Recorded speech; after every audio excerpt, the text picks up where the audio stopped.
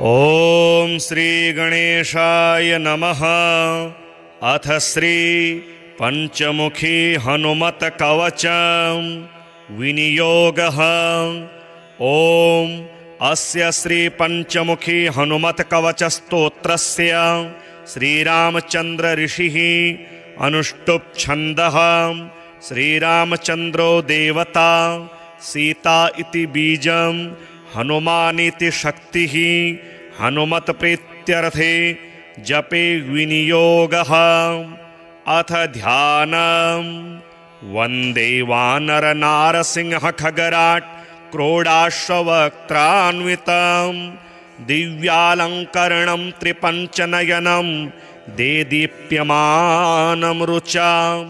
हस्ताब्जैरसिखेटपुस्तकसुधा कुम्भाङ्कुशाद्रिमहलं खट्वाङ्गं फणिभूरुहं दशभुजं सर्वारिवीरापहं।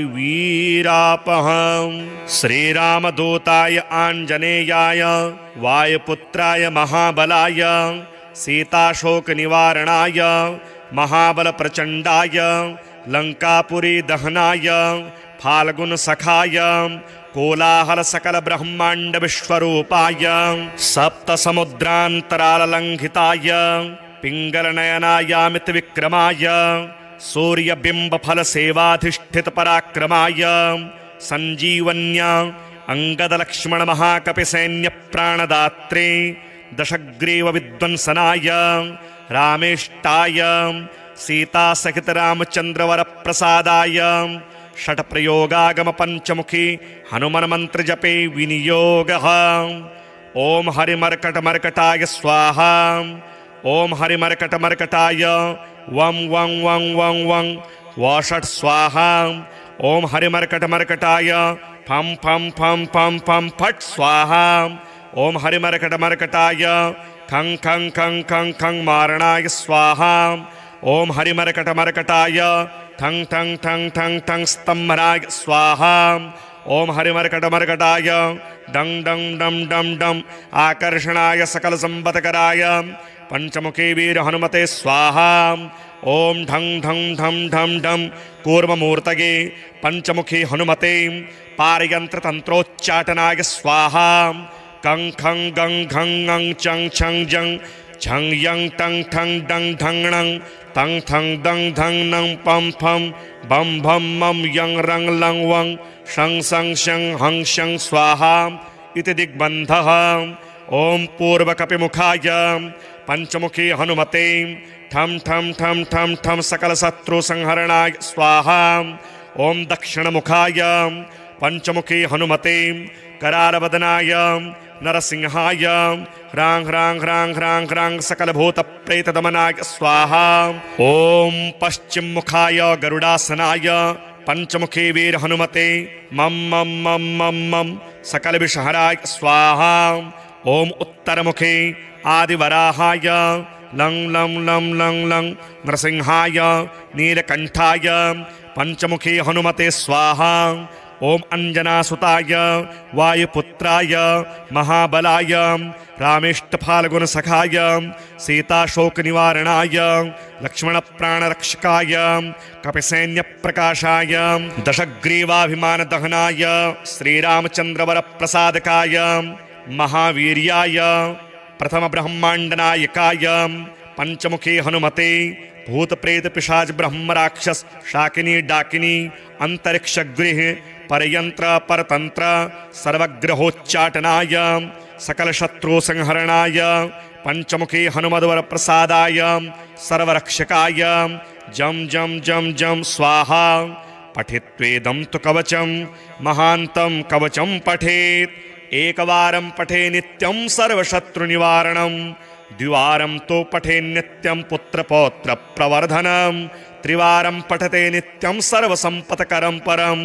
चतुर्वारं पठे नित्यं सर्वमर्त्यवशङ्करं।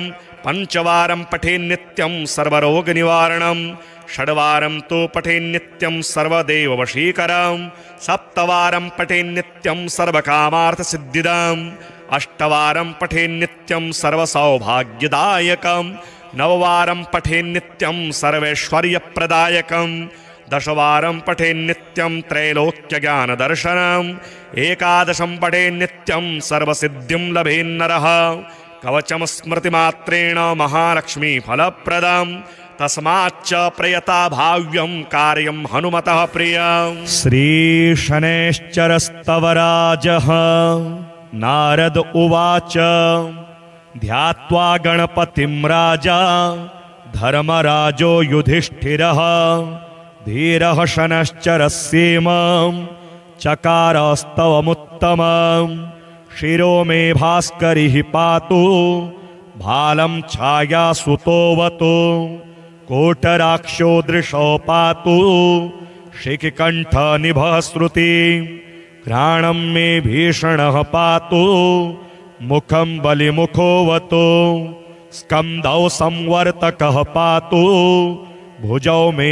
भयदोऽवतु सौरिर्मे हृदयं पातु नाभिं शनैश्चरोऽवतु ग्रहराजः कटिं पातु सर्वतो रविनन्दनः पादौ मन्दगतिः पातु कृष्णः पात्वखिलं वपुः रक्ष्यामेतां पठे नित्यं सौरेर्नाम बलैर्युतां सुखी पुत्री चिरायुश्च स भवेन्नात्र संशयः सौरिः शनैश्चरः कृष्णो नीलोत्पलनिभः शनिः शुष्कोदरो विशालाक्षो दुर्निरीक्षो विभीषणः शिखिकण्ठनिभो नीलश् छाया हृदयनन्दनः कालदृष्टिः कोटराक्षः स्थूलरोमावलीमुखः दीर्घो निरमांसगात्रस्तु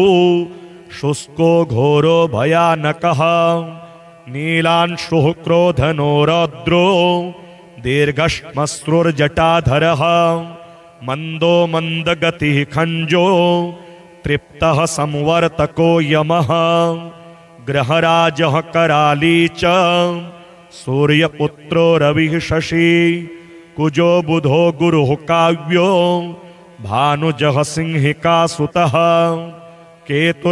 केतुर्देवपतिर्बाहुः कृतान्तो नैऋतस्तथा शशिमरुत्कुबेरश्च ईशानः सुर आत्मभूः विष्णुर्हरो गणपतिः कुमारः काम ईश्वरः करता हरता पालयिता राज्यभुगराज्यदायकः छायासुतः श्यामलांगो धनहर्ता धनप्रदः क्रूरकर्म विधाता च कर्म कर्मावरोधकः तुष्टो रुष्टः कामरूपः कामदो रविनन्दनः ग्रहपीडाहरः शान्तो नक्षत्रेषु ग्रहेश्वरः स्थिरासनः स्थिरगतिर् महाकायो महाबलः महाप्रभो महाकालः कालात्मा कालकालकः आदित्यभयदाता च मृत्युरादित्यनन्दनः शतभिरुक्ष्यदयिता त्रयोदशी तिथिप्रियः तिथ्यात्मा तिथिगणनो नक्षत्रगणनायकः योगराशिर्मुहूर्तात्मा कर्ता दिनपतिः प्रभुः शमी पुष्पप्रियः श्यामस्त्रैलोक्याभयदायकः नीलवासः क्रियासिन्धुर् नीलाञ्जनचयच्छविः सर्वरोगहरो देवः सिद्धो देवगणस्तुतः अष्टोत्तरशतं नाम्नां सौरेश्छायासुतस्य यः पठे नित्यं तस्य पीडा समस्ता नश्यति ध्रुवं कृत्वा पूजां पठेन्मर्त्यो भक्तिमान्यः स्तवं सदा विशेषतः शनिदिने पीडा तस्य विनश्यति जन्मलग्ने स्थितिर्वापि गोचरे क्रूरराशिगे दशासु च गते सौरौ तदा स्तवमिमं पठेत् पूजयेद्यः शनिं भक्त्या शमी पुष्पाक्षतांबरे विधाय लोह प्रतिमां नरो दुःखाद् विमुच्यते बाधायान्यग्रहाणां च यः पठेत् तस्य नश्यति भीतो भयाद् विमुच्येत बद्धो मुच्येत बन्धनात् रोगी रोगाद् विमुच्येत नरः स्तवमिमं पठेत् पुत्रवान् धनवान् श्रीमान् जायते नात्र संशयः नारद उवाच स्तवं निशम्य पार्थस्य प्रत्यक्षोऽभूत् शनैश्चरः दत्त्वा राज्ञे वरः कामं शनिश्चान्तर्दधे तदा श्रीशनिवज्रपञ्जरकवच विनियोगः ॐ अस्य श्रीशनैश्चरवज्रपञ्जरकवचस्य कश्यप ऋषिः अनुष्टुप् छन्दः श्रीशनैश्चर देवता श्रीशनैश्चर प्रीत्यर्थे जपे विनियोगः ध्यान नीलांबरो नीलवपुः किरीटी गृध्रस्थितस्त्रासकरो धनुष्मान् चतुर्भुजः सूर्यसुतः प्रसन्नः सदा मम स्याद्वरदः प्रशान्तः ब्रह्मा उवाच शृणुध्वमृषयः सर्वे शनिपीडाहरं महत् कवचं शनिराजस्य सौरेरीदनमनुत्तमं कवचं देवतावासं वज्रपञ्जरसंज्ञकं शनैश्चर प्रीतिकरं सर्वसौभाग्यदायकम् ॐ श्री शनैश्चरः पातु भालं मे सूर्यनन्दनः नेत्रे छायात्मजः पातु पातु कर्णौ यमानुजः नासामेव श्वतः पातु मुखं मे भास्करः सदा स्निग्धकण्ठश्च मे कण्ठं भुजौ पातु महाभुजः स्कन्धौ पातु शनिश्चैव करौ पातु शुभप्रदः वक्षः पातु यमभ्राता कुक्षिं पात्वसितस्तथा नाभिं ग्रहपतिः पातु मन्दः पातु कटिं तथा ऊरो ममान्तकः पातु यमो जानुयुगं तथा पादौ मन्दगतिः पातु सर्वाङ्गं पातु पिप्पलः अङ्गोपाङ्गानि सर्वाणि रक्षेन्मे सूर्यनन्दनः इत्येतत् कवचं दिव्यं पठेत् सूर्यसुतस्य यः न तस्य जायते पीडा प्रीतो भवति सूर्यजः व्ययजन्म द्वितीयस्थो मृत्युस्थानगतोऽपि वा कलत्रस्थो गतो वापि सुप्रीतस्तु सदा शनिः अष्टमस्थे सूर्यसुते व्यये जन्म द्वितीयगे कवचं पठते नित्यं न पीडा जायते क्वचित् इत्येतत् कवचं दिव्यं सौरेर्यन्निर्मितं पुरा द्वादशाष्टजन्मस्थ दोषान्नाशयते सदा जन्मलग्नास्थितां दोषान् सर्वान्नाशयते प्रभुः वन्दे वानरनारसिंह खगराट् क्रोडाश्ववक्त्रान्वितं दिव्यालङ्करणं त्रिपञ्चनयनं देदीप्यमानं रुचां हस्ताब्जैरसिखेटपुस्तकसुधा कुम्भाङ्कुशाद्रिमहलं खट्वाङ्गं फणिभूरुहं दशभुजं सर्वारिवीरापहं श्रीरामदूताय आञ्जनेयाय वायुपुत्राय महाबलाय सीताशोकनिवारणाय महाबलप्रचण्डाय लङ्कापुरीदहनाय फाल्गुनसखाय कोलाहलसकलब्रह्माण्डविश्वरूपाय सप्तसमुद्रान्तराललङ्घिताय पिङ्गलनयनायामितविक्रमाय सूर्यबिम्बफलसेवाधिष्ठितपराक्रमाय सञ्जीवन्या अङ्गदलक्ष्मणमहाकपिसैन्यप्राणदात्रे दशग्रीवविध्वंसनाय रामेष्टाय सीतासहितरामचन्द्रवरप्रसादाय षट्प्रयोगागम पंचमुखी हनुमन् मंत्र जपे विनियोगः। ओम हरिमर्कटमर्कटाय स्वाहा। ओम हरिमर्कटमर्कटाय वं वं वं वं वं वषट् स्वाहा। ओम हरिमर्कटमर्कटाय फं फं फं फं फं फट् स्वाहा। ओम हरिमर्कटमर्कटाय खं खं खं खं खं मारणाय स्वाहा। ओम हरिमर्कटमर्कटाय ठं ठं ठं ठं ठं स्तंभनाय स्वाहा। ओम हरिमर्कटमर्कटाय डं डं डं डं डं आकर्षणाय सकल संपत्कराय पंचमुखी वीर हनुमते स्वाहा। ओम ढं ढं ढं ढं ढं कूर्ममूर्तये पंचमुखी हनुमते पारयंत्र तंत्रोच्चाटनाय स्वाहा। कं खं गं घं ङं चं छं जं झं यं टं ठं डं ढं णं तं थं दं धं नं पं फं बं भं मं यं रं लं वं शं सं शं हं शं स्वाहा इति दिग्बन्धः। ओम पूर्वकपिमुखाय पंचमुखी हनुमते ठं ठं ठं ठं ठं सकल शत्रु संहरणाय स्वाहा। ओम दक्षिणमुखाय पंचमुखी हनुमते करालवदनाय नरसिंहाय ह्रां ह्रां ह्रां ह्रां ह्रां सकल भूत प्रेत दमनाय स्वाहा। ओम पश्चिम मुखाय गरुडासनाय पंचमुखी वीर हनुमते मम मम मम मम मम सकल विषहराय स्वाहा।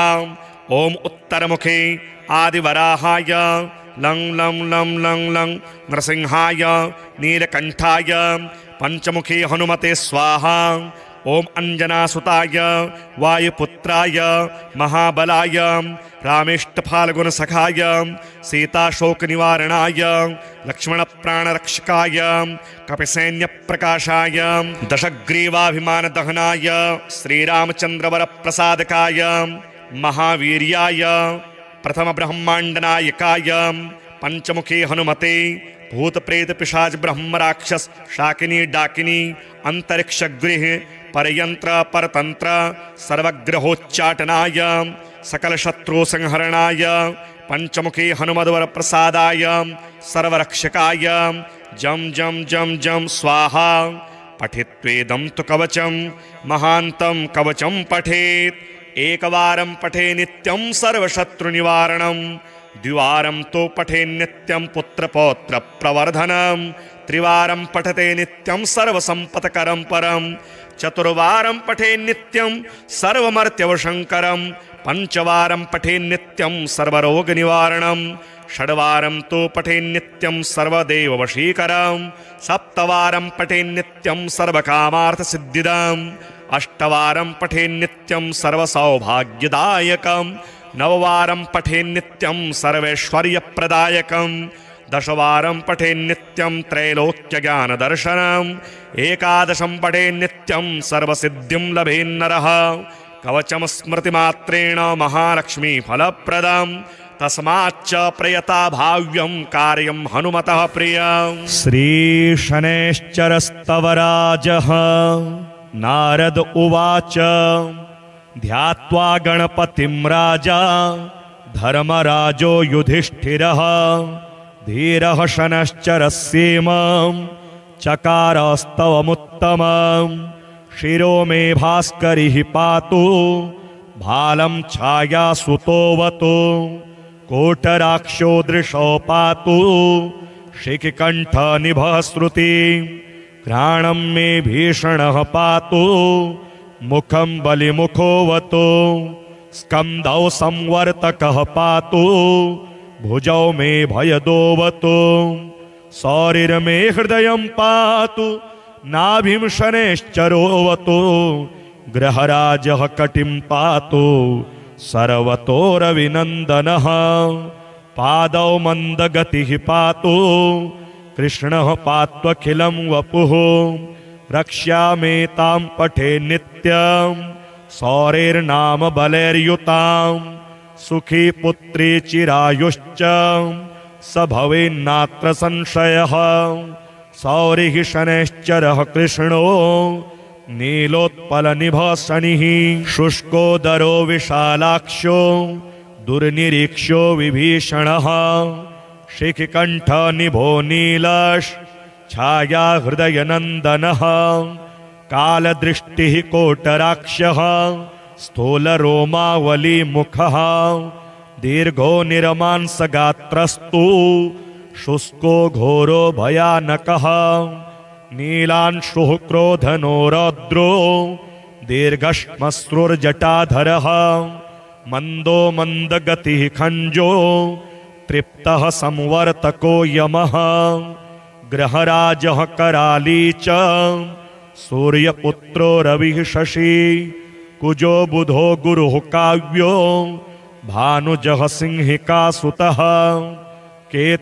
केतुर्देवपतिर्बाहुः कृतांतो नैऋतस्तथा शशि मरुत्कुबेरश्च ईशानः सुर आत्मभूः विष्णुर्हरो गणपतिः कुमारः काम ईश्वरः कर्ता हर्ता पालयिता राज्यभुगराज्यदायकः छायासुतः श्यामलांगो धनहर्ता धनप्रदः क्रूरकर्म विधाता च कर्म कर्मावरोधकः तुष्टो रुष्टः कामरूपः कामदो रविनन्दनः ग्रहपीडाहरः शान्तो नक्षत्रेषु ग्रहेश्वरः स्थिरासनः स्थिरगतिर् महाकायो महाबलः महाप्रभो महाकालः कालात्मा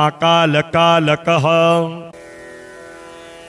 आदित्यभयदाता च मृत्युरादित्यनन्दनः शतभिरुक्ष्यदयिता त्रयोदशी तिथिप्रियः तिथ्यात्मा तिथिगणनो नक्षत्रगणनायकः योगराशिर्मुहूर्तात्मा कर्ता दिनपतिः प्रभुः शमी पुष्पप्रियः श्यामस्त्रैलोक्याभयदायकः नीलवासः क्रियासिन्धुर् नीलाञ्जनचयच्छविः सर्वरोगहरो देवः सिद्धो देवगणस्तुतः अष्टोत्तरशतं नाम्नां सौरेश्छायासुतस्य यः पठे नित्यं तस्य पीडा समस्ता नश्यति ध्रुवं कृत्वा पूजां पठेन्मर्त्यो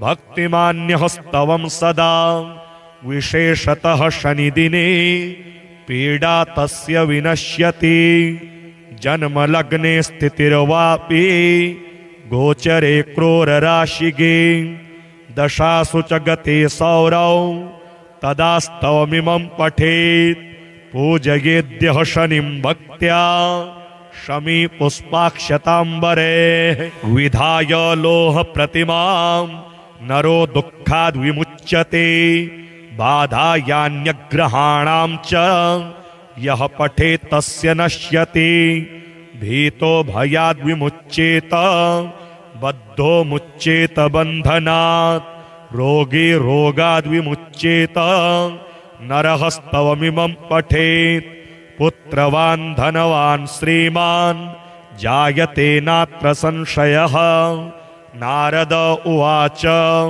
स्तवं निशम्य पार्थस्य प्रत्यक्षोऽभूत् शनैश्चरः दत्त्वा राज्ञे वरः कामं शनिश्चान्तर्दधे तदा श्रीशनिवज्रपञ्जरकवच विनियोगः ॐ अस्य श्रीशनैश्चरवज्रपञ्जरकवचस्य कश्यप ऋषिः अनुष्टुप् छन्दः श्रीशनैश्चर देवता श्रीशनैश्चर प्रीत्यर्थे जपे विनियोगः ध्यान नीलांबरो नीलवपुः किरीटी गृध्रस्थितस्त्रासकरो धनुष्मान् चतुर्भुजः सूर्यसुतः प्रसन्नः सदा मम स्याद्वरदः प्रशान्तः ब्रह्मा उवाच शृणुध्वमृषयः सर्वे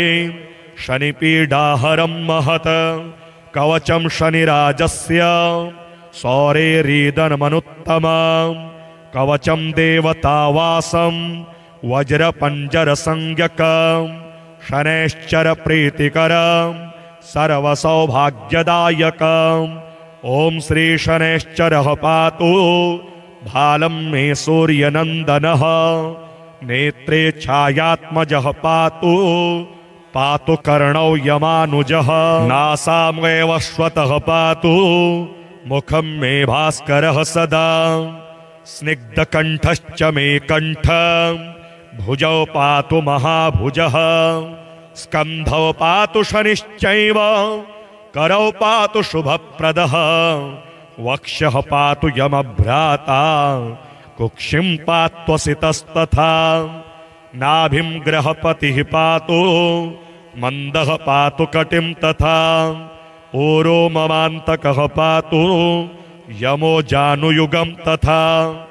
पादौ मन्दगतिः पातु सर्वाङ्गं पातु पिप्पलः। अङ्गोपाङ्गानि सर्वाणि रक्षेन्मे सूर्यनन्दनः। इत्येतत् कवचं दिव्यं पठेत् सूर्यसुतस्य यः। न तस्य जायते पीडा प्रीतो भवति सूर्यजः। व्ययजन्म द्वितीयस्थो मृत्युस्थानगतोऽपि वा। कलत्रस्थो गतो वापि सुप्रीतस्तु सदा शनिः।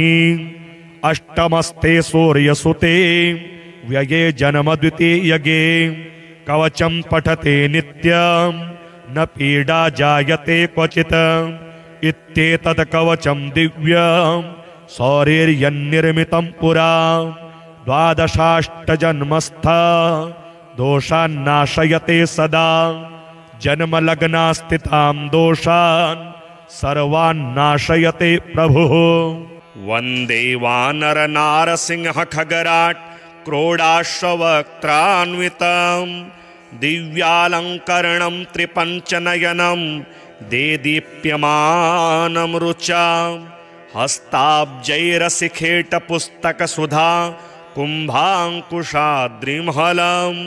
खट्वाङ्गं फणिभूरुहं दशभुजं सर्वारिवीरापहं। श्रीरामदूताय आञ्जनेयाय वायुपुत्राय महाबलाय सीताशोकनिवारणाय महाबलप्रचण्डाय लङ्कापुरी दहनाय फाल्गुनसखाय कोलाहलसकलब्रह्माण्डविश्वरूपाय सप्तसमुद्रान्तराललङ्घिताय पिङ्गलनयनायामितविक्रमाय सूर्यबिम्बफलसेवाधिष्ठितपराक्रमाय सञ्जीवन्या अङ्गदलक्ष्मणमहाकपिसैन्यप्राणदात्रे दशग्रीवविध्वंसनाय रामेष्टाय सीतासहितरामचन्द्रवरप्रसादाय षट्प्रयोगागमपञ्चमुखी हनुमन्मन्त्रजपे विनियोगः। ॐ हरिमर्कटमर्कटाय स्वाहा। ॐ हरिमर्कटमर्कटाय वं वं वं वं वं वषट् स्वाहा। ॐ हरिमर्कटमर्कटाय फं फं फं फं फं फट् स्वाहा। ॐ हरिमर्कटमर्कटाय खं खं खं खं खं मारणाय स्वाहा। ॐ हरिमर्कटमर्कटाय ठं ठं ठं ठं ठं स्तम्भनाय स्वाहा। ॐ हरिमर्कटमर्कटाय डं डं डं डं डं आकर्षणाय सकलसम्पत्कराय पंचमुखी वीर हनुमते स्वाहा। ॐ ढं ढं ढं ढं ढं कूर्ममूर्तये पंचमुखी हनुमते पारयन्त्रतन्त्रोच्चाटनाय स्वाहा। कं खं गं घं ङं चं छं जं झं यं टं ठं डं ढं णं तं थं दं धं नं पं फं बं भं मं यं रं लं वं शं सं शं हं शं स्वाहा इति दिग्बन्धः।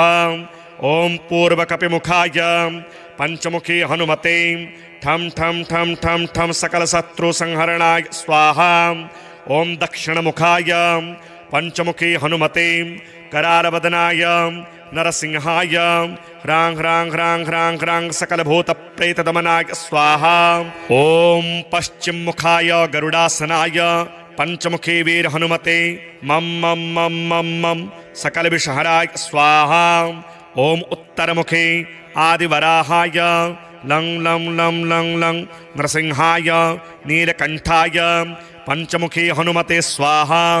ओम अंजनासुताय वायुपुत्राय महाबलाय रामेष्टफाल्गुनसखाय सीताशोकनिवारणाय लक्ष्मणप्राणरक्षकाय कपिसैन्यप्रकाशाय दशग्रीवाभिमानदहनाय श्रीरामचन्द्रवरप्रसादकाय महावीर्याय प्रथमब्रह्माण्डनायकाय पंचमुखी हनुमते भूतप्रेत पिशाच ब्रह्म राक्षस शाकिनी डाकिनी अंतरिक्षगृह परयंत्र परतंत्र सर्वग्रहोच्चाटनाय सकल शत्रु संहरणाय पंचमुखी हनुमद्वर प्रसादाय सर्वरक्षकाय जम जम जम जम स्वाहा पठित्वेदं तु कवचं महान्तं कवचं पठेत् एकवारं पठे नित्यं सर्वशत्रुनिवारणं द्विवारं तो पठे नित्यं पुत्रपौत्र प्रवर्धनं त्रिवारं पठते नित्यं सर्वसंपत्करं परं चतुर्वारं पठे नित्यं सर्वमर्त्यवशंकरं पंचवारं पठे नित्यं सर्वरोगनिवारणं षड्वारं तो पठे नित्यं सर्वदेववशीकरं सप्तवारं पठे नित्यं सर्वकामार्थसिद्धिदम् अष्टवारं पठे नित्यं सर्वसौभाग्यदायकं नववारं पठे नित्यं सर्वैश्वर्यप्रदायकं दशवारं पठे नित्यं त्रैलोक्यज्ञानदर्शनम् एकादशं पठे नित्यं सर्वसिद्धिं लभेन्नरः कवचं स्मृतिमात्रेण महालक्ष्मी फलप्रदम् तस्माच्च प्रयता भाव्यं कार्यं हनुमतः प्रियम्। श्री शनैश्चरस्तवराजः नारद उवाच ध्यात्वा गणपतिं राजा धर्मराजो युधिष्ठिरः धीरः शनश्चरस्येमं चकारस्तवमुत्तमं शिरो मे भास्करिः पातु भालं छायासुतोऽवतु कोटराक्षो दृशो पातु शिखिकण्ठनिभः श्रुति घ्राणं मे भीषणः पातु मुखं बलिमुखोऽवतु स्कन्धौ संवर्तकः पातु भुजौ मे भयदोऽवतु सौरिर्मे हृदयं पातु नाभिं शनैश्चरोऽवतु ग्रहराजः कटिं पातु सर्वतोरविनन्दनः पादौ मन्दगतिः पातु कृष्णः पात्वखिलं वपुः रक्ष्यामेतां पठे नित्यं सौरेर्नाम बलैर्युतां सुखी पुत्री चिरायुश्च स भवेन्नात्र संशयः सौरिः शनैश्चरः कृष्णो नीलोत्पलनिभः शनिः शुष्कोदरो विशालाक्षो दुर्निरीक्षो विभीषणः शिखिकण्ठनिभो नीलश् छाया हृदयनन्दनः कालदृष्टिः कोटराक्षः स्थूलरोमावलीमुखः दीर्घो निरमांसगात्रस्तु शुष्को घोरो भयानकः नीलांशुः क्रोधनो रौद्रो दीर्घश्मश्रुर्जटाधरः मन्दो मन्दगतिः खञ्जो तृप्तः संवर्तको यमः ग्रहराजः कराली च सूर्यपुत्रो रविः शशि कुजो बुधो गुरुः काव्यो भानुजः सिंहिकासुतः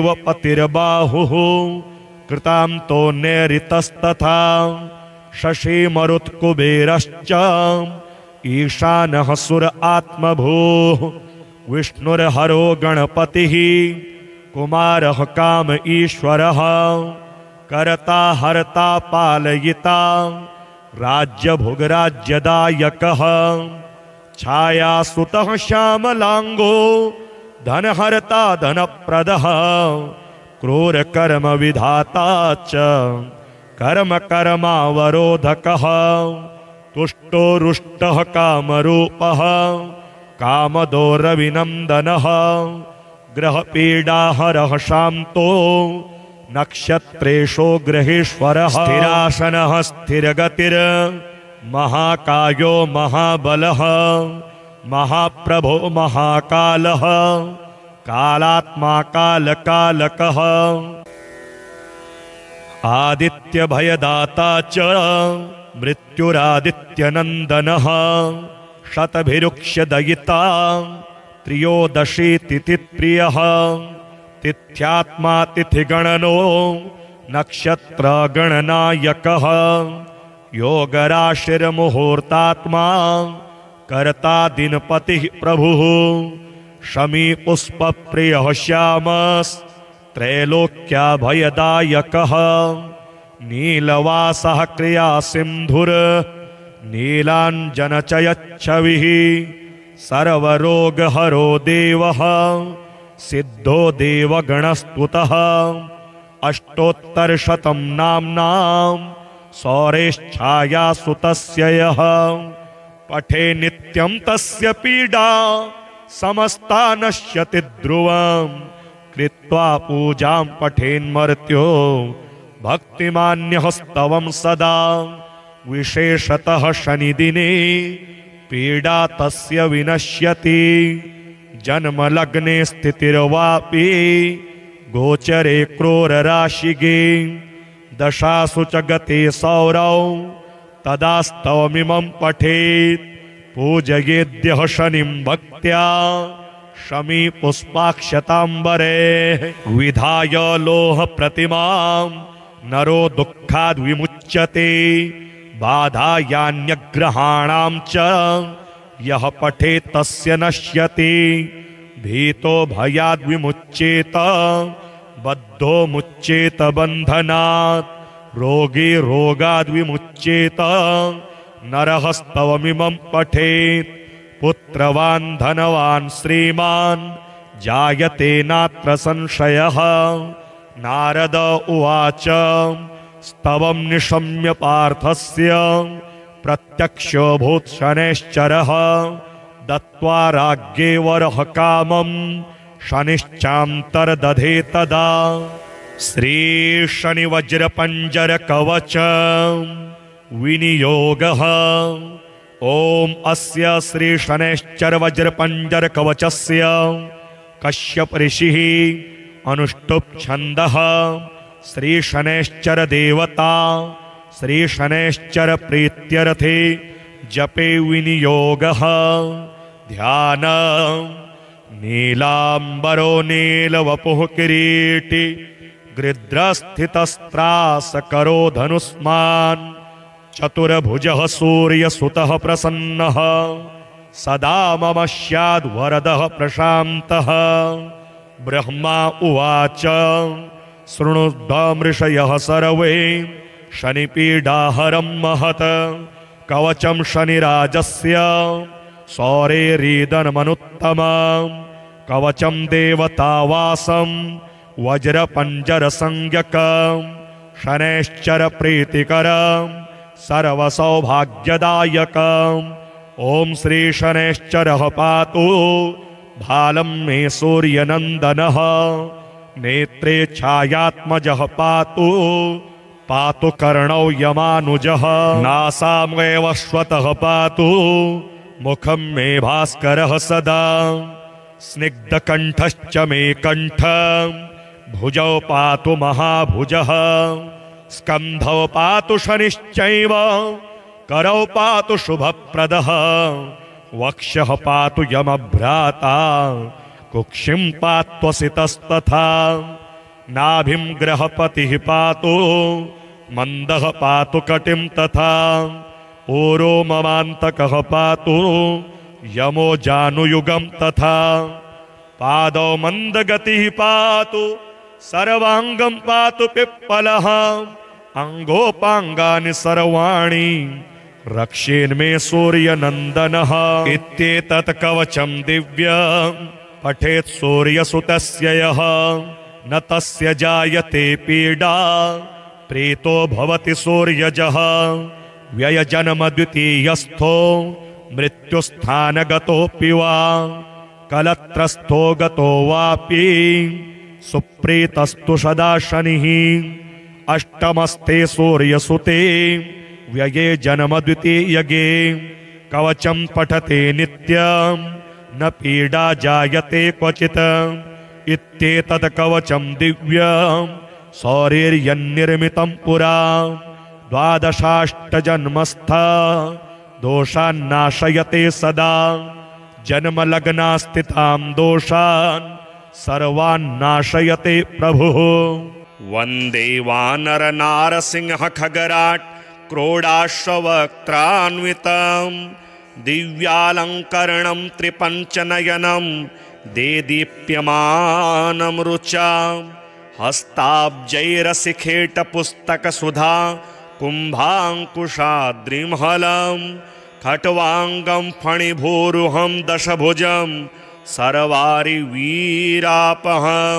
श्रीरामदूताय आञ्जनेयाय वायुपुत्राय महाबलाय सीताशोकनिवारणाय महाबलप्रचण्डाय लङ्कापुरी दहनाय फाल्गुनसखाय कोलाहलसकलब्रह्माण्डविश्वरूपाय सप्तसमुद्रान्तराललङ्घिताय पिङ्गलनयनायामितविक्रमाय सूर्यबिम्बफलसेवाधिष्ठितपराक्रमाय सञ्जीवन्या अङ्गदलक्ष्मणमहाकपिसैन्यप्राणदात्रे दशग्रीवविध्वंसनाय रामेष्टाय सीतासहितरामचन्द्रवरप्रसादाय षट्प्रयोगागमपञ्चमुखी हनुमन्मन्त्रजपे विनियोगः। ॐ हरिमर्कटमर्कटाय स्वाहा। ॐ हरिमर्कटमर्कटाय वं वं वं वं वं वषट् स्वाहा। ॐ हरिमर्कटमर्कटाय फं फं फं फं फं फट् स्वाहा। ॐ हरिमर्कटमर्कटाय खं खं खं खं खं मारणाय स्वाहा। ॐ हरिमर्कटमर्कटाय ठं ठं ठं ठं ठं स्तम्भनाय स्वाहा। ॐ हरिमर्कटमर्कटाय डं डं डं डं डं आकर्षणाय सकलसम्पत्कराय पंचमुखी वीर हनुमते स्वाहा। ॐ ढं ढं ढं ढं ढं कूर्ममूर्तये पंचमुखी हनुमते पारयन्त्रतन्त्रोच्चाटनाय स्वाहा। कं खं गं घं ङं चं छं जं छं यं टं ठं डं ढं णं तं थं दं धं नं पं फं बं भं मं यं रं लं वं शं सं शं हं शं स्वाहा इति दिग्बन्धः। ॐ पूर्वकपिमुखाय पंचमुखी हनुमते ठं ठं ठं ठं ठं सकलशत्रुसंहरणाय स्वाहा। ॐ दक्षिणमुखाय पंचमुखी हनुमते करालवदनाय नरसिंहाय ह्रां ह्रां ह्रां ह्रां ह्रां सकलभूतप्रेतदमनाय स्वाहा। ॐ पश्चिममुखाय गरुडासनाय पंचमुखी वीर हनुमते मम मम मम मम मम सकलविषहराय स्वाहा। ॐ उत्तरमुखे आदिवराहाय लं लं लं लं लं नरसिंहाय नीलकण्ठाय पंचमुखी हनुमते स्वाहा। ॐ अंजनासुताय वायुपुत्राय महाबलाय रामेष्टफाल्गुनसखाय सीताशोकनिवारणाय लक्ष्मणप्राणरक्षकाय कपिसैन्यप्रकाशाय दशग्रीवाभिमानदहनाय श्रीरामचन्द्रवरप्रसादकाय महावीर्याय प्रथमब्रह्माण्डनायकाय पंचमुखी हनुमते भूतप्रेतपिशाच ब्रह्मराक्षस शाकिनी डाकिनी अंतरिक्षगृह परयंत्र परतंत्र सर्वग्रहोच्चाटनाय सकलशत्रुसंहरणाय पंचमुखी हनुमद्वर प्रसादाय सर्वरक्षकाय जम जम जम जम स्वाहा। पठित्वेदं तु कवचं महान्तं कवचं पठेत् एकवारं पठे नित्यं सर्वशत्रुनिवारणं द्विवारं तो पठे नित्यं पुत्रपौत्र प्रवर्धनं त्रिवारं पठते नित्यं सर्वसंपत्करं परं चतुर्वारं पठे नित्यं सर्वमर्त्यवशंकरं पंचवारं पठे नित्यं सर्वरोगनिवारणं षड्वारं तो पठे नित्यं सर्वदेववशीकरं सप्तवारं पठे नित्यं सर्वकामार्थसिद्धिदम् अष्टवारं पठे नित्यं सर्वसौभाग्यदायकं नववारं पठे नित्यं सर्वैश्वर्यप्रदायकं दशवारं पठे नित्यं त्रैलोक्यज्ञानदर्शनम् एकादशं पठे नित्यं सर्वसिद्धिं लभेन्नरः कवचं स्मृतिमात्रेण महालक्ष्मी फलप्रदम् तस्माच्च प्रयता भाव्यं कार्यं हनुमतः प्रियम्। श्रीशनैश्चरस्तवराजः नारद उवाच ध्यात्वा गणपतिं राजा धर्मराजो युधिष्ठिरः धीरः शनश्चरस्येमं चकारस्तवमुत्तमं शिरो मे भास्करिः पातु भालं छायासुतोऽवतु कोटराक्षो दृशो पातु शिखिकण्ठनिभः श्रुति घ्राणं मे भीषणः पातु मुखं बलिमुखोऽवतु स्कन्धौ संवर्तकः पातु भुजौ मे भयदोऽवतु सौरिर्मे हृदयं पातु नाभिं शनैश्चरोऽवतु ग्रहराजः कटिं पातु सर्वतो रविनन्दनः पादौ मन्दगतिः पातु कृष्णः पात्वखिलं वपुः रक्ष्यामेतां पठे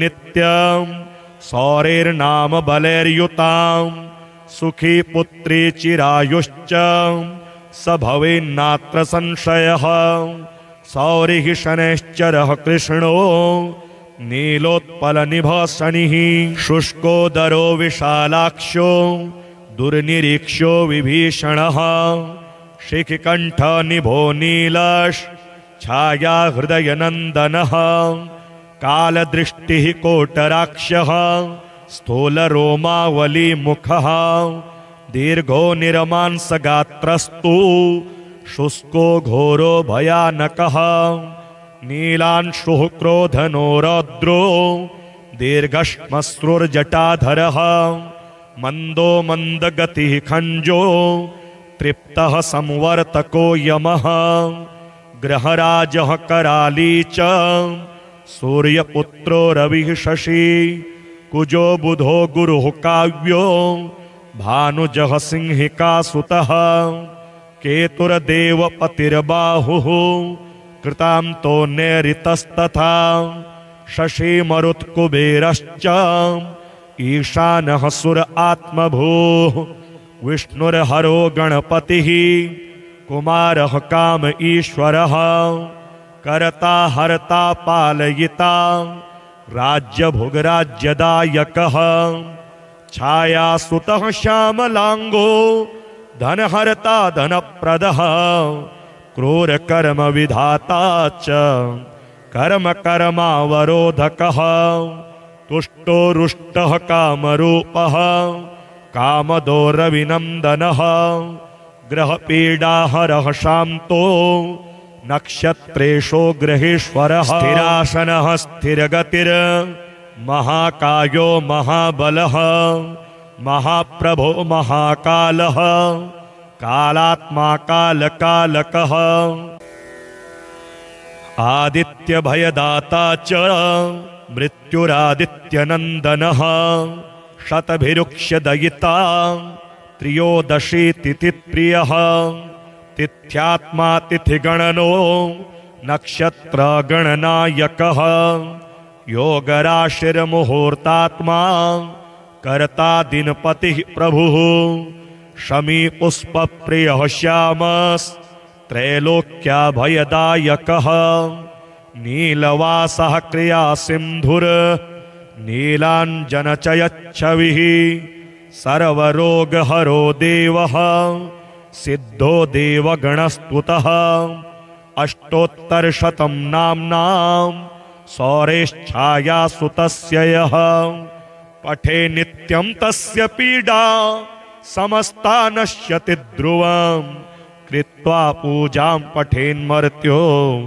भक्तिमान्यः स्तवं सदा विशेषतः शनिदिने पीडा तस्य विनश्यति जन्मलग्ने स्थितिर्वापि गोचरे क्रूरराशिगे दशासु च गते सौरौ तदा स्तवमिमं पठेत् पूजयेद्यः शनिं भक्त्या शमी पुष्पाक्षताम्बरे विधाय लोह प्रतिमां नरो दुःखाद् विमुच्यते बाधायान्यग्रहाणां च यः पठेत् तस्य नश्यति भीतो भयाद् विमुच्येत बद्धो मुच्येत बन्धनात् रोगी रोगाद् विमुच्येत नरः स्तवमिमं पठेत् पुत्रवान् धनवान् श्रीमान् जायते नात्र संशयः।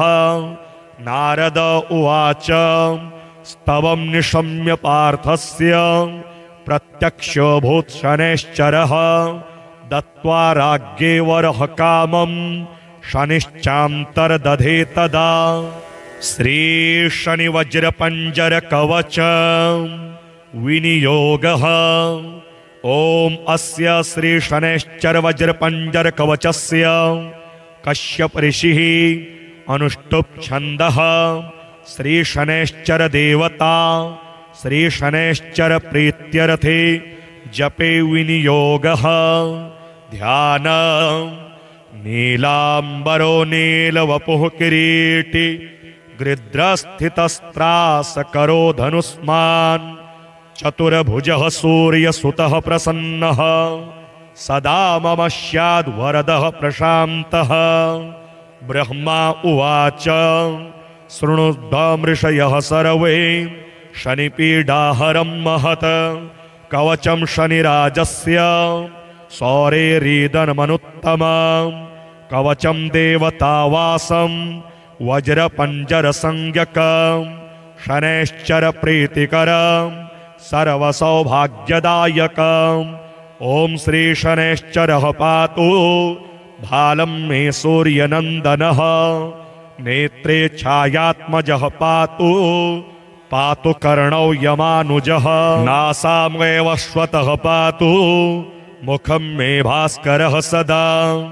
स्निग्धकण्ठश्च मे कण्ठं भुजौ पातु महाभुजः। स्कन्धौ पातु शनिश्चैव करौ पातु शुभप्रदः। वक्षः पातु यमभ्राता कुक्षिं पात्वसितस्तथा। नाभिं ग्रहपतिः पातु मन्दः पातु कटिं तथा। ऊरो ममान्तकः पातु यमो जानुयुगं तथा। पादौ मन्दगतिः पातु सर्वाङ्गं पातु पिप्पलः। अङ्गोपाङ्गानि सर्वाणि रक्षेन्मे सूर्यनन्दनः। इत्येतत् कवचं दिव्यं पठेत् सूर्यसुतस्य यः। न तस्य जायते पीडा प्रीतो भवति सूर्यजः। व्ययजन्म द्वितीयस्थो मृत्युस्थानगतोऽपि वा। कलत्रस्थो गतो वापि सुप्रीतस्तु सदा शनिः। अष्टमस्ते सूर्यसुते व्यये जन्म द्वितीयगे। कवचं पठते नित्यं न पीडा जायते क्वचित्। इत्येतत् कवचं दिव्यं सौरेर्यन्निर्मितं पुरा। द्वादशाष्टजन्मस्थ दोषान्नाशयते सदा। जन्मलग्नास्थितां दोषान् सर्वान्नाशयते प्रभुः। वन्दे वानरनारसिंह खगराट् क्रोडाश्ववक्त्रान्वितं।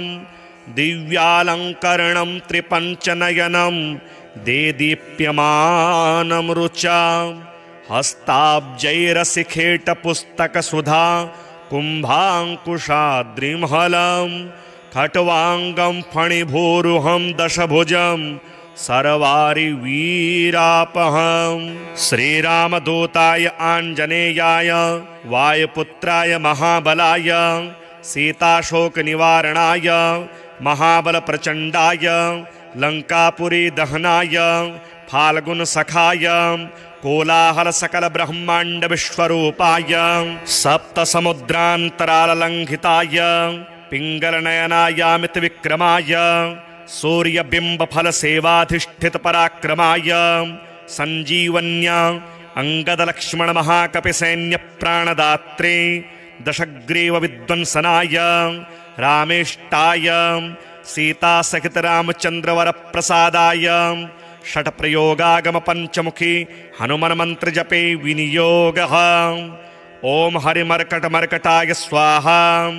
ॐ हरिमर्कटमर्कटाय वं वं वं वं वं वषट् स्वाहा। ॐ हरिमर्कटमर्कटाय फं फं फं फं फं फट् स्वाहा। ॐ हरिमर्कटमर्कटाय खं खं खं खं खं मारणाय स्वाहा। ओम हरिमर्कटमर्कटाय ठं ठं ठं ठं ठं स्तंभराय स्वाहा। ओम हरिमर्कटमर्कटाय डं डं डं डं डं आकर्षणाय सकल संपत्कराय पंचमुखी वीर हनुमते स्वाहा। ओम ढं ढं ढं ढं ढं कूर्ममूर्तये पंचमुखी हनुमते पारयंत्र तंत्रोच्चाटनाय स्वाहा। कं खं गं घं ङं चं छं जं झं यं टं ठं डं ढं णं तं थं दं धं नं पं फं बं भं मं यं रं लं वं शं सं शं हं शं स्वाहा इति दिग्बन्धः। ओम पूर्वकपिमुखाय पंचमुखी हनुमते ठं ठं ठं ठं ठं सकल शत्रु संहरणाय स्वाहा। ओम दक्षिणमुखाय पंचमुखी हनुमते करालवदनाय नरसिंहाय ह्रां ह्रां ह्रां ह्रां ह्रां सकल भूत प्रेत दमनाय स्वाहा।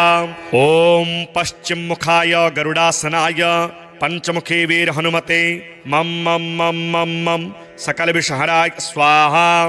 ओम उत्तर मुखे आदिवराहाय लं लं लं लं लं नरसिंहाय नीलकंठाय पंचमुखी हनुमते स्वाहा।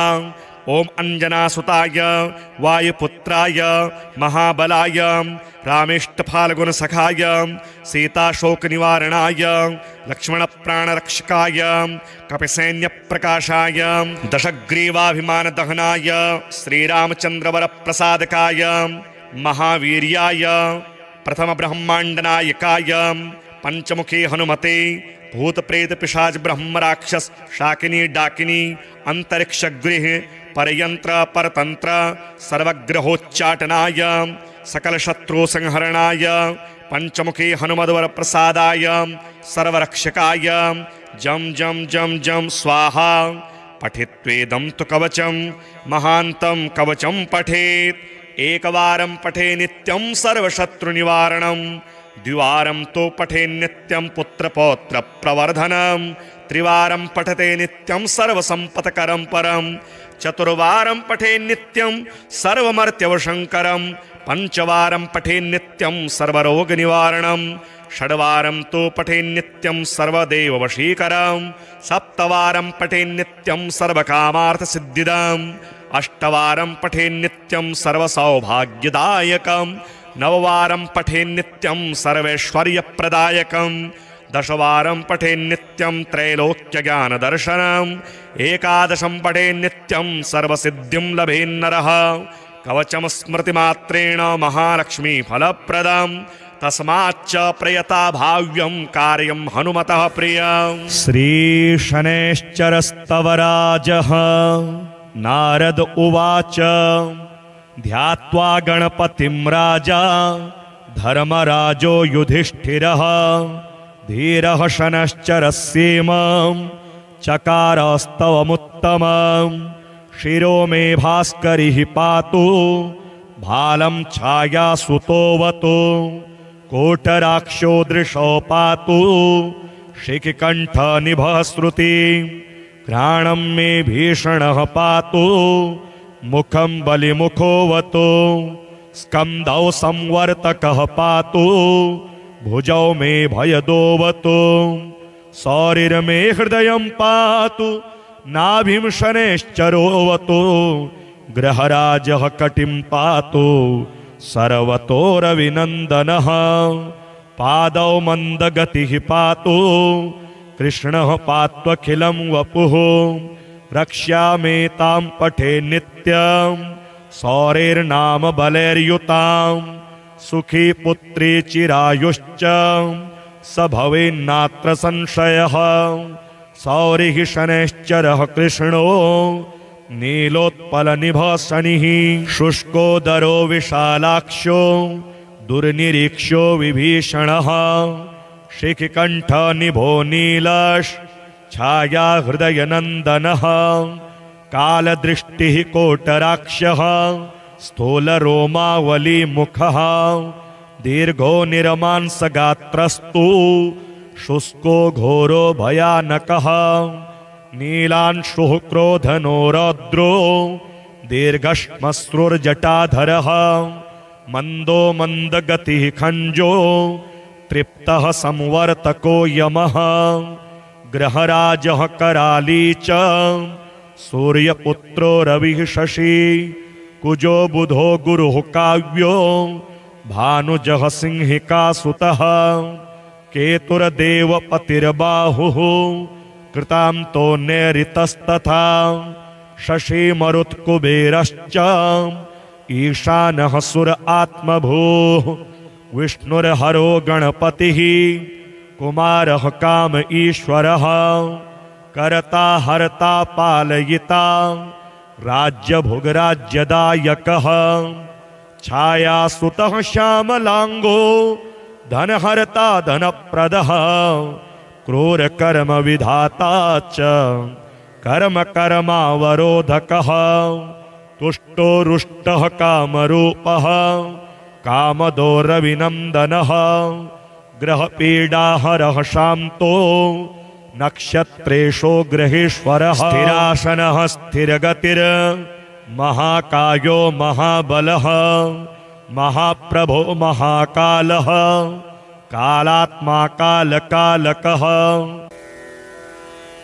आदित्यभयदाता च मृत्युरादित्यनन्दनः शतभिरुक्ष्यदयिता त्रयोदशी तिथिप्रियः तिथ्यात्मा तिथिगणनो नक्षत्रगणनायकः योगराशिर्मुहूर्तात्मा कर्ता दिनपतिः प्रभुः शमी पुष्पप्रियः श्यामस्त्रैलोक्याभयदायकः नीलवासः क्रियासिन्धुर् नीलाञ्जनचयच्छविः सर्वरोगहरो देवः सिद्धो देवगणस्तुतः अष्टोत्तरशतं नाम्नां सौरेच्छायासुतस्य यः पठे नित्यं तस्य पीडा समस्ता नश्यति ध्रुवं कृत्वा पूजां पठेन्मर्त्यो भक्तिमान्यः स्तवं सदा विशेषतः शनिदिने पीडा तस्य विनश्यति जन्मलग्ने स्थितिर्वापि गोचरे क्रूरराशिगे दशासु च गते सौरौ तदा स्तवमिमं पठेत् पूजयेद्यः शनिं भक्त्या शमी पुष्पाक्षताम्बरे विधाय लोह प्रतिमां नरो दुःखाद् विमुच्यते बाधायान्यग्रहाणां च यः पठेत् तस्य नश्यति भीतो भयाद् विमुच्येत बद्धो मुच्येत बन्धनात् रोगी रोगाद् विमुच्येत नरः स्तवमिमं पठेत् पुत्रवान् धनवान् श्रीमान् जायते नात्र संशयः नारद उवाच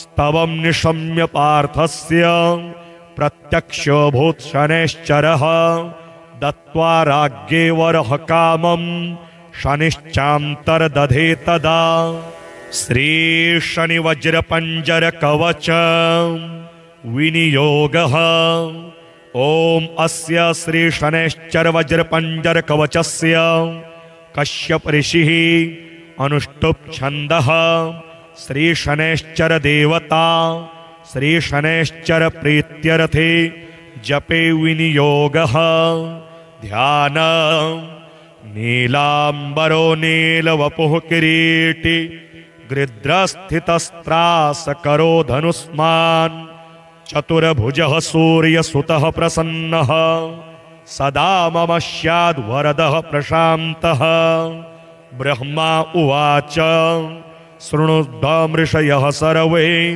शनिपीडाहरं महत् कवचं शनिराजस्य सौरेरीदनमनुत्तमं कवचं देवतावासं वज्रपञ्जरसंज्ञकं शनैश्चर प्रीतिकरं सर्वसौभाग्यदायकम् ॐ श्री शनैश्चरः पातु भालं मे सूर्यनन्दनः नेत्रे छायात्मजः पातु पातु कर्णौ यमानुजः नासामेव श्वतः पातु मुखं मे भास्करः सदा स्निग्धकण्ठश्च मे कण्ठ भुजौ पातु महाभुजः स्कन्धौ पातु शनिश्चैव करौ पातु शुभप्रदः वक्षः पातु यमभ्राता कुक्षिं पात्वसितस्तथा नाभिं ग्रहपतिः पातु